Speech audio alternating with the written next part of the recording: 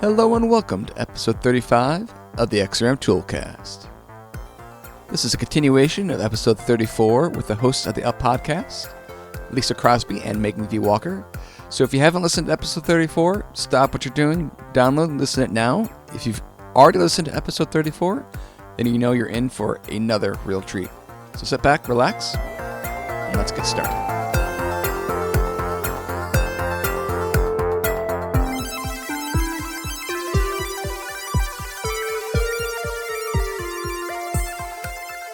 Then I have another idea for you, or a tip for a tool.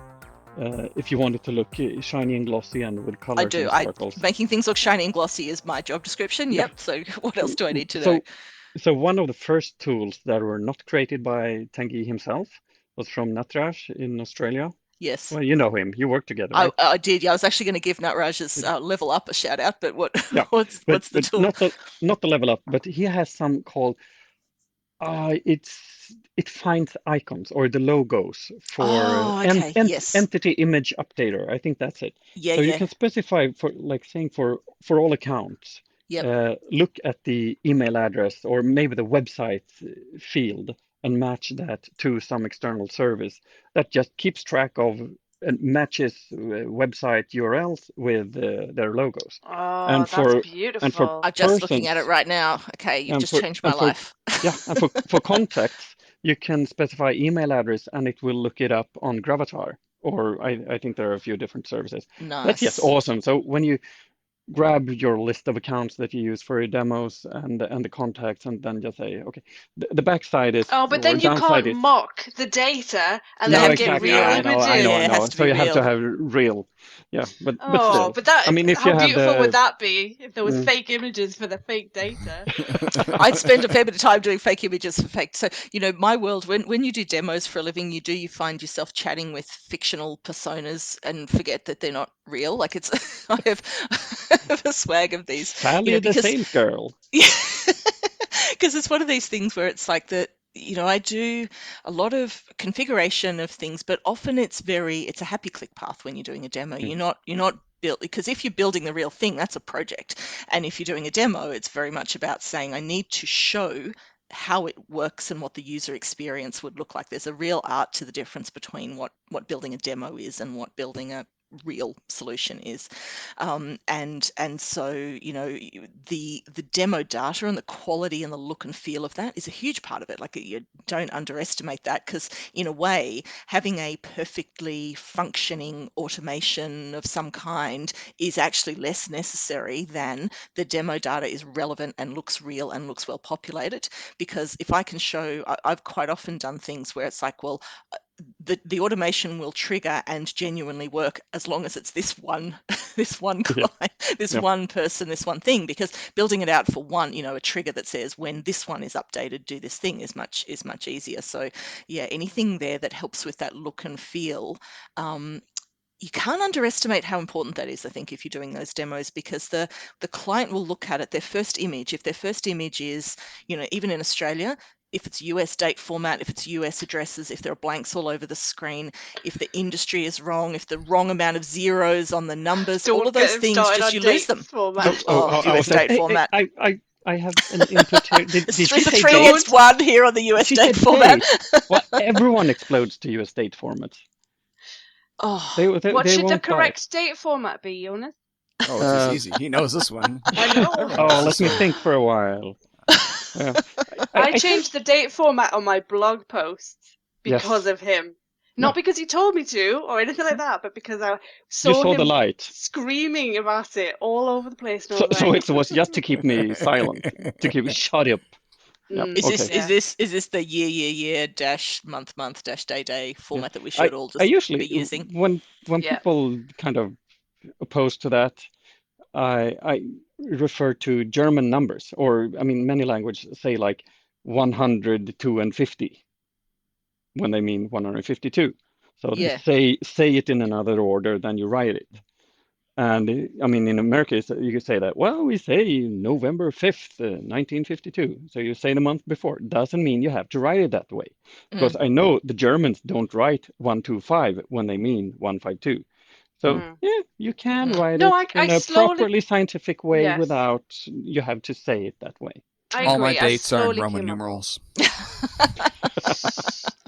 Well, the fun for me in the first 12 days of every month where the dates are genuinely look like they're the Yeah. wrong way around. So, September 4, we would write as 4/9 and you're writing as 9/4, but 9/4 is the 9th of April. But then I've got to convert to the next day in Australia because in Yeah. fact, so that now I've got to reverse the date and then that's tomorrow here. And so what date is that? Honestly, if you're in the US and communicating with anyone else, if you're communicating with anyone outside the US and you do the time conversion for them, how to win friends and influence people right there. I tell you what, please help us. Please do some of that load.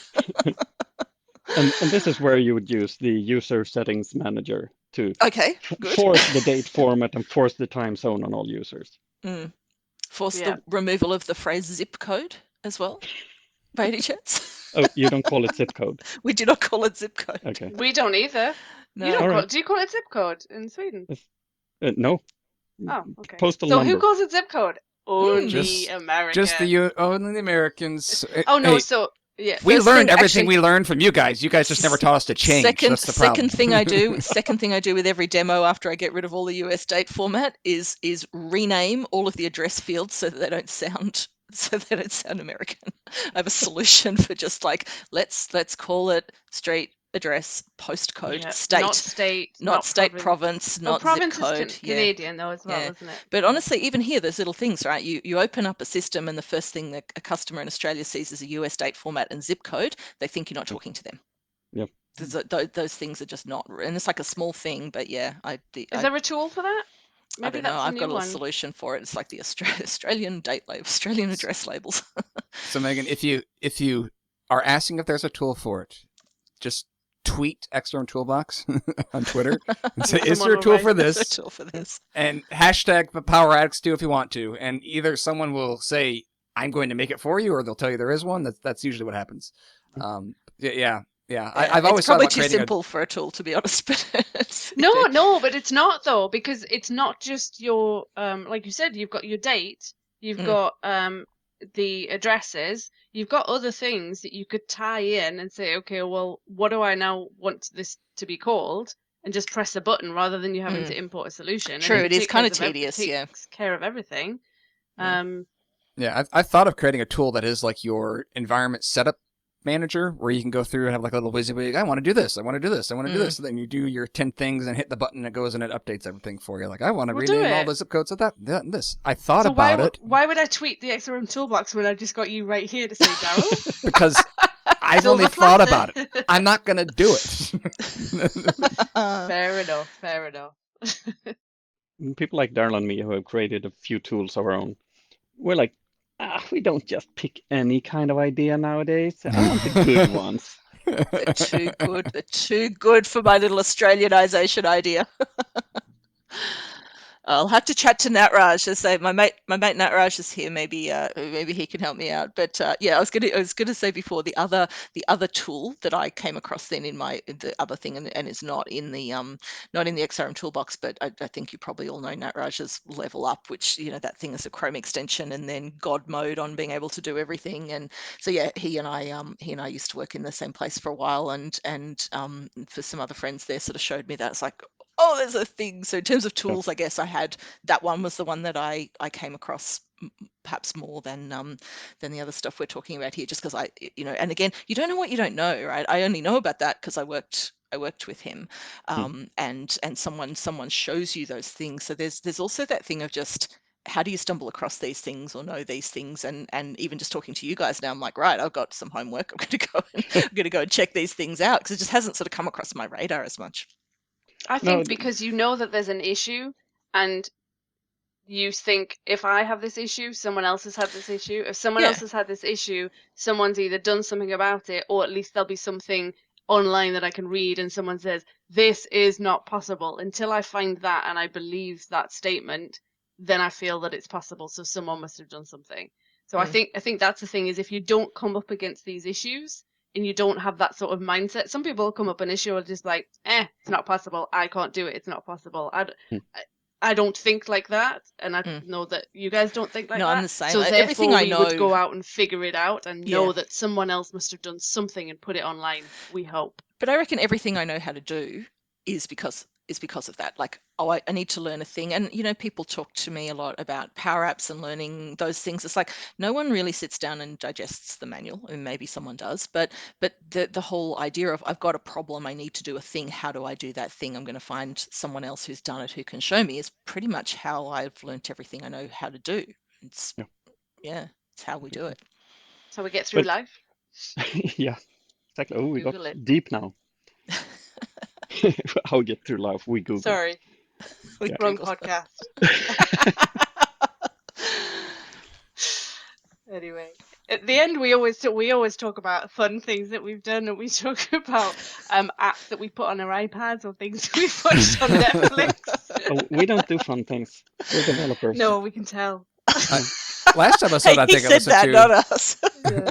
The last episode, I think I listened to you guys were talking about fashion. You're even commenting on some dress Really? lines. Oh, and that stuff was like Don. that. That was Oh, yeah. that So there was is actually a link there. Donna's. Yeah. Donna Yeah. Sarkar has a fashion line that's so that actually came up here. We don't tend to talk a lot of fashion actually.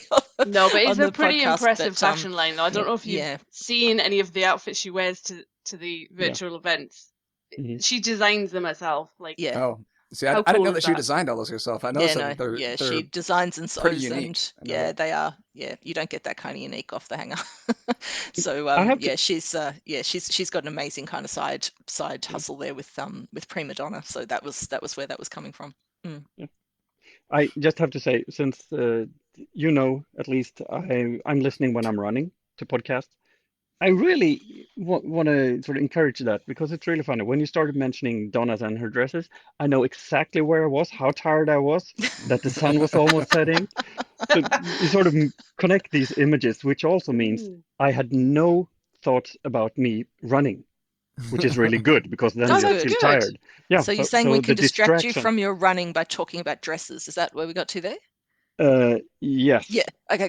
Good to know. And the new Megan, features take a that I note. never Let's do that get the again. time to look at. Yeah. No, it makes, well, I know that it makes both of us happy because we've talked about this, but when we get feedback from other people that are like, oh, I was just listening to you. Oh, I'm going to make the dinner and I'm going to start listening. I'm going running. That to me is like, it's not why we started doing it. We started doing it for various reasons. But it's certainly, to me, it makes me want to like carry on knowing that, oh, actually people are enjoying it and getting something out of it, whether they're learning or not, whether it's purely just for entertainment's sake, doesn't really matter if people are enjoying it. So Well, I think the best teachers know that they need some entertainment with it. Yeah. And so I think that applies even to I guess our podcast as well. I mean, it's on the nerdier side. It's on the more technical side most of the time. Sometimes it's not quite so much. Sometimes we are talking about dresses, but I hope that it is something that is at least semi-entertaining as much as we can make it still without. Oh, do you know what the fun is where you find it, Daryl? There's nerdy does not mean it's not entertaining. I start getting off topic, and Jonas always brings me back on. I'm like, no, that's the fun part, Jonas. That's the fun part. Yeah, in moderate amounts. Yeah. Jonas is very much a taskmaster, though, isn't he? Like, I have a task and I'm going to complete it. Oh, that's how he gets all of his tools done. You know nothing about me. I have absolutely no character and sort of the determination to stick to a task.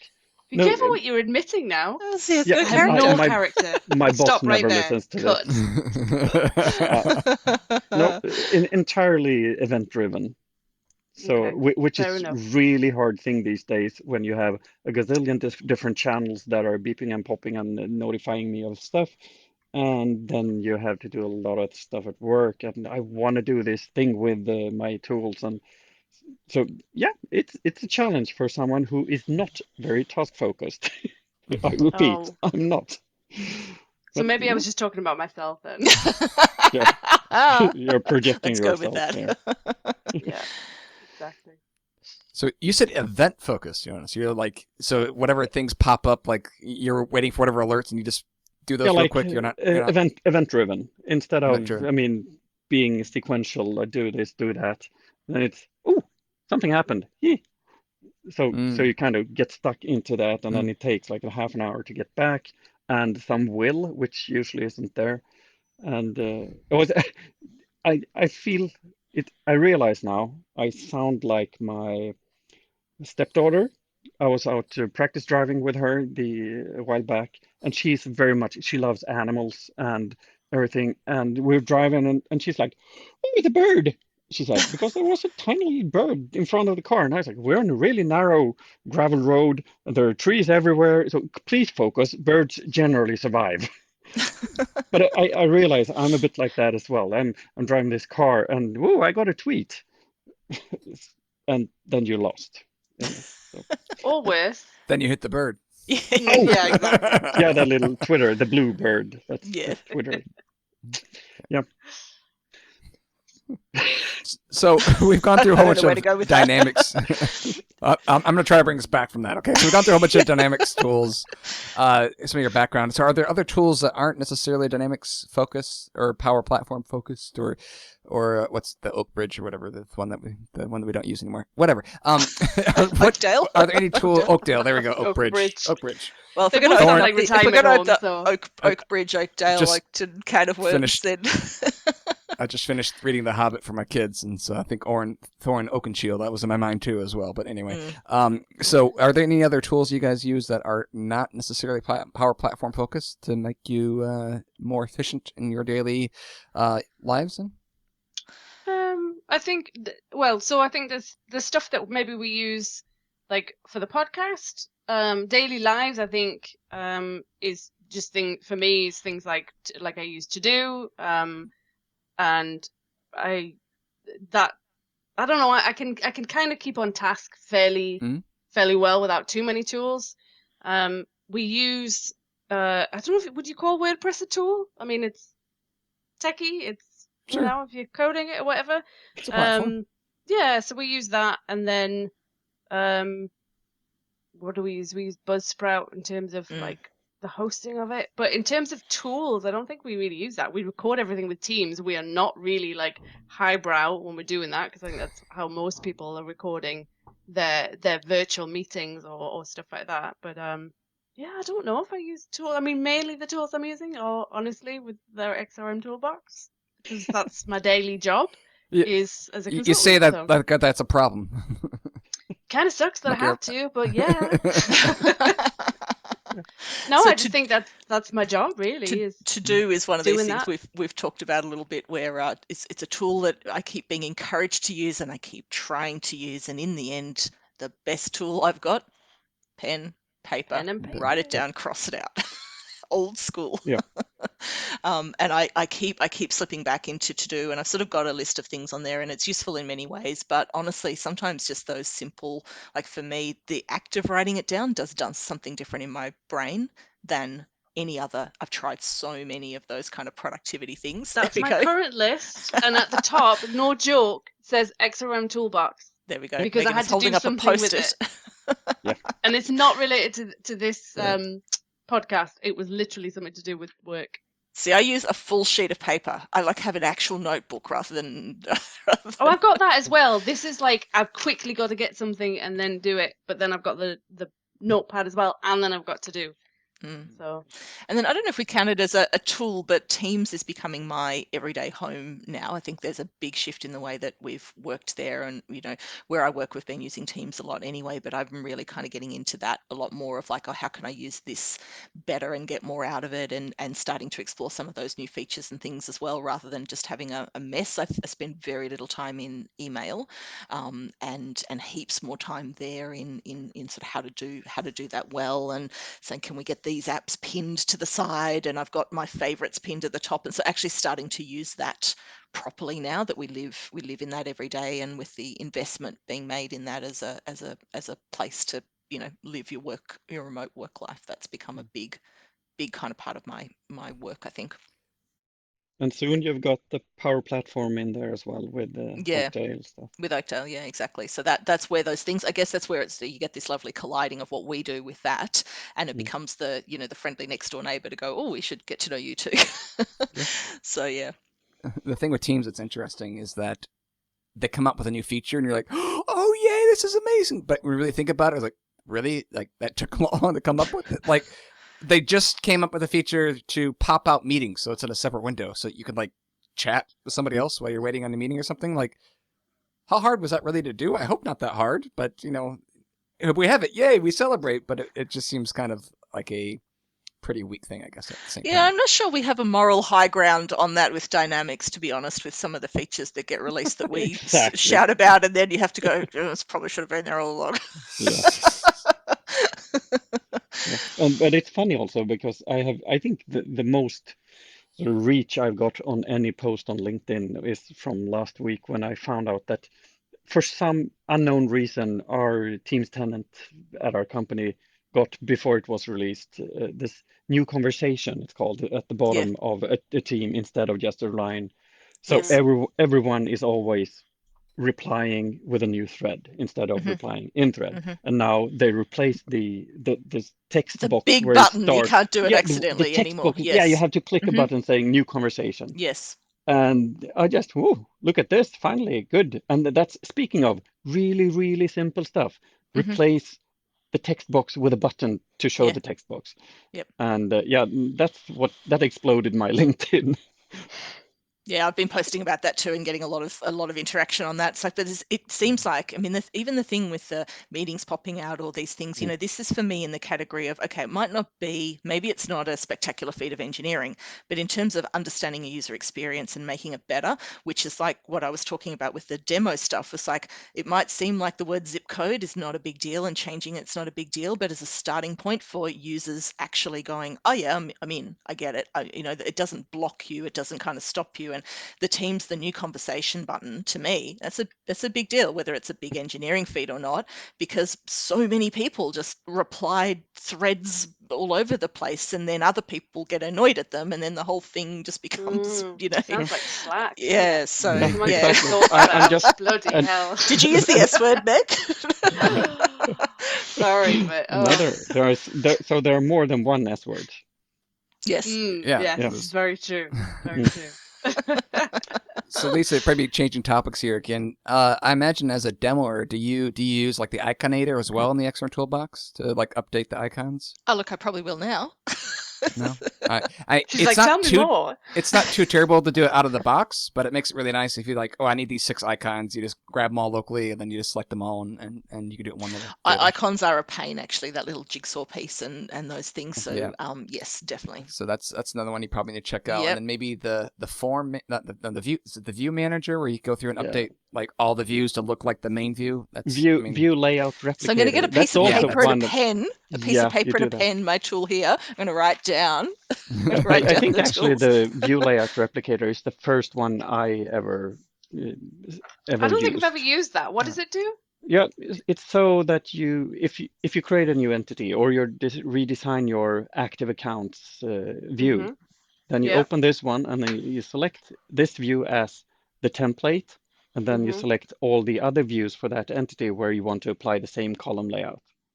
So that I mean, you know, all these cases. Instead of having name and created on as your default view situation? No, instead of having to update the column layout for each and every view for an entity, you do it for one. So it keeps the filters and everything the same. I see. It's just the columns. Yeah, I mean the classic case is you fix the active rockets entity or view, and then when you start quick searching for rockets, you only see name and created on. Yeah. And it's just a really bad user experience. So usually I customize the active and I copy it over to inactive and whatever the next one is, quick view, I guess. There's there's a couple of them where you don't actually want to do that, but there's most of them you just want to say, yes, just default them all to this. Create it on is not helpful. Okay, that's a good one. All right, well, this hour is saving me several hours in the future, so I'm a very happy person today.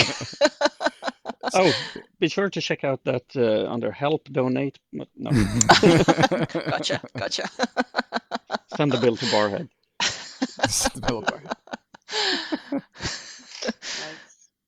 Yeah, that's helpful. Awkward silence. Oh no, there's no awkward silences here. There's none. No. Well, is there anything else that we need to touch on? Do we miss anything before we move on to maybe some self promotion from our guests here? I don't think so. I think we're good.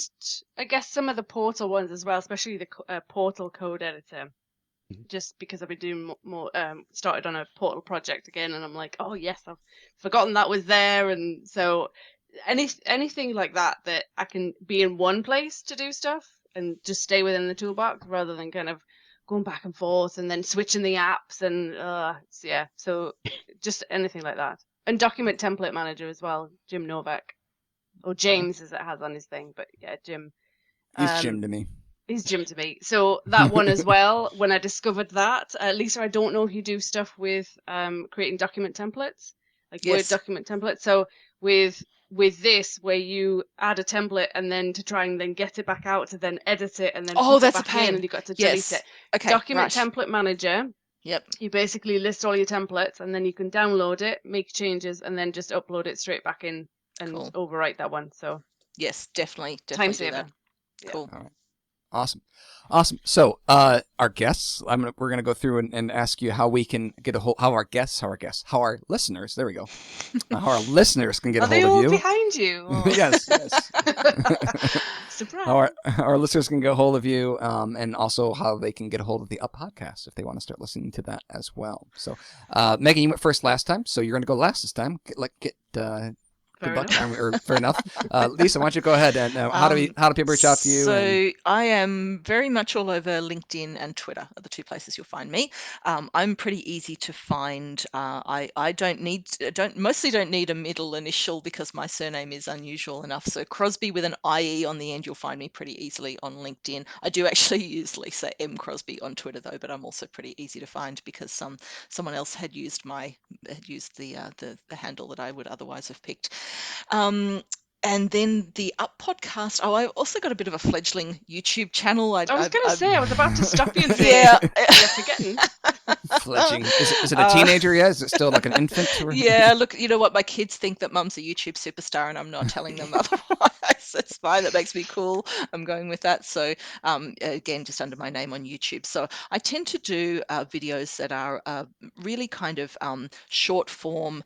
5 minutes, here's this an explanation of something in 5 minutes, an explanation of something in 10 minutes. Like, let's take something that a lot of people, where people just don't know stuff, and explain it in that easy way.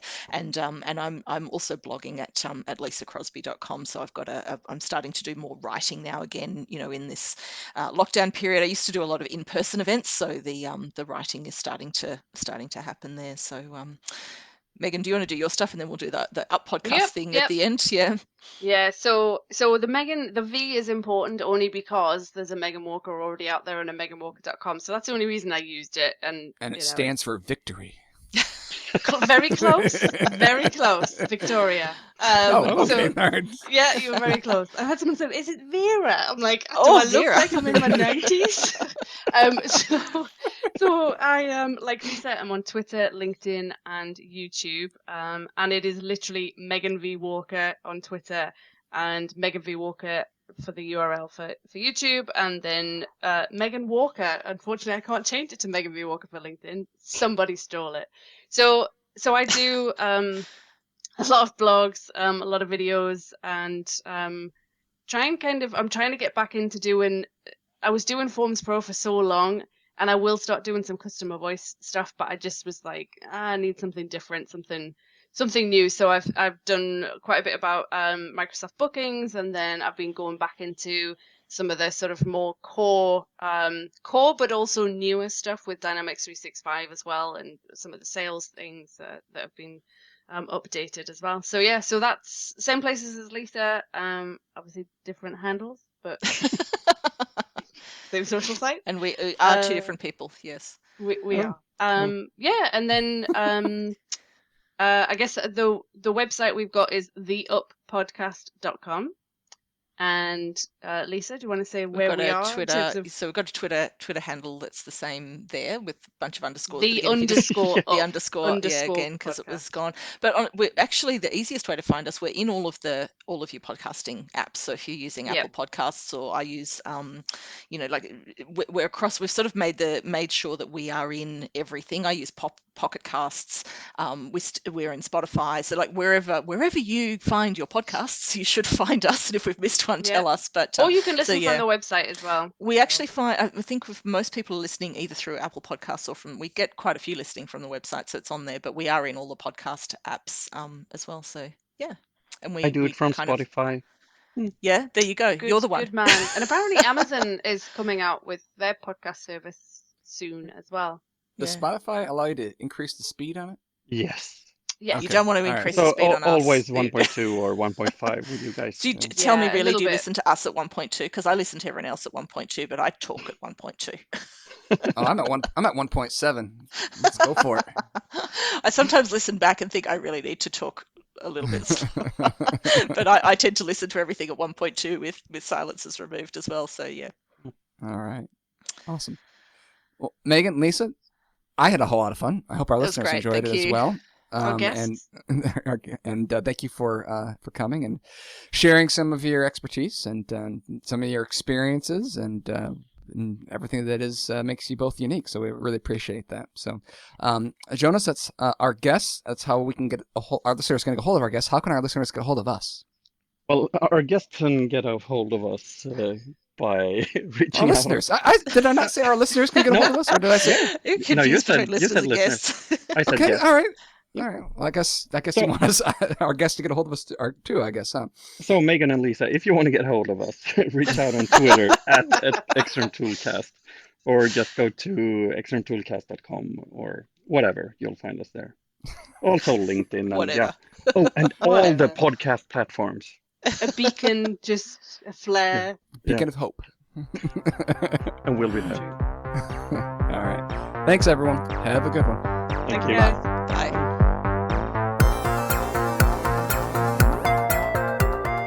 This has been the XrmToolCast with Jonas Rapp and Daryl Labar. If you have any questions for Jonas or I, or suggestions for future episodes, please send them to cast@xrmtoolbox.com or tweet to XrmToolCast.